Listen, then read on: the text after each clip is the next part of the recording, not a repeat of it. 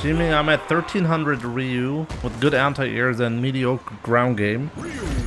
Your ground game is bad is because your anti-airs are good. It should be the other way around.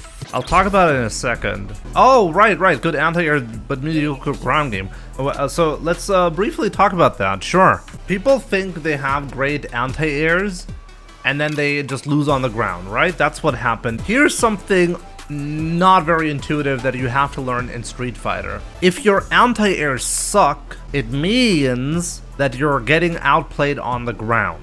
This is maybe not the most intuitive way to like think about it.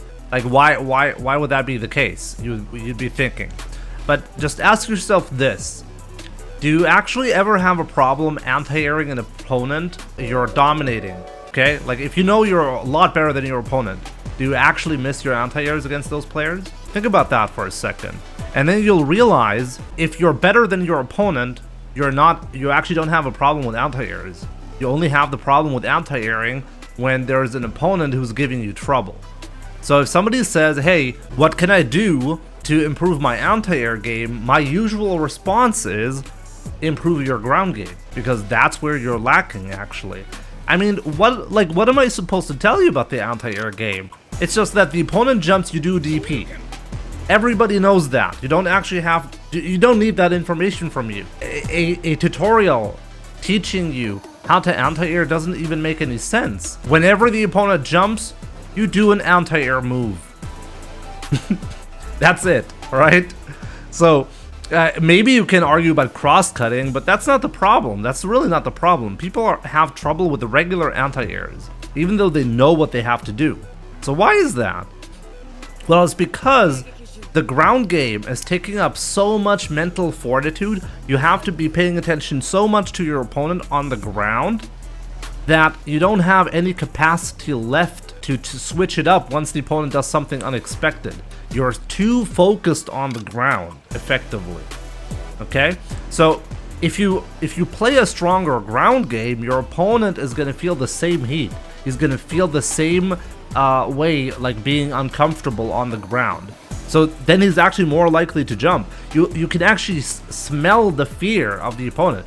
If you know your opponent is scared of you on the ground, he'll jump. Why? Because he's going to be taking a risk, because he's uncomfortable getting the win through the ground game. So he's going to take a risk instead. So that's what you have to improve on. Obviously, the opposite problem with Plum. When he said, well, I have the problem that can always anti-air my opponent, but if they don't jump, I die. It's the exact same problem. It's just in reverse. Basically, Plum, in order to not fall for the common mistake, he gave up on what causes the common mistake to occur in the first place. Like, you give up on the ground game entirely so that you can anti-air your opponent. I notice that very frequently when people have an issue with that. You can actually, like against those players, they will just do nothing, effectively.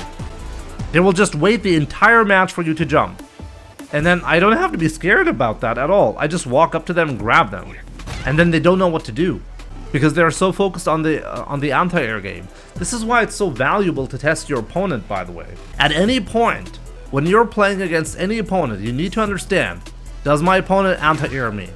If yes, well then pay attention to what he's doing on the ground. Okay, try to figure out like how is he actually defending, and then formulate a strategy around that. Jumping is always part of your threat. If it's not a threat, then your opponent, that's something that your opponent does not have to think about, right? So make sure that that's a threat. But most importantly, work on your ground game. Ask yourself why are what can you improve on the ground? You need to have a lot of different tools on the ground to keep the opponent honest. Okay, there are a lot of different ways you can play. Throw a fireball as Ryu, drive rush in. Even a YOLO drive impact from certain spots can be very threatening, even on the highest level, because it forces the opponent to think about it, to stop using buttons that have a lot of recovery but are generally safe on block. Stuff like that is very important to understand.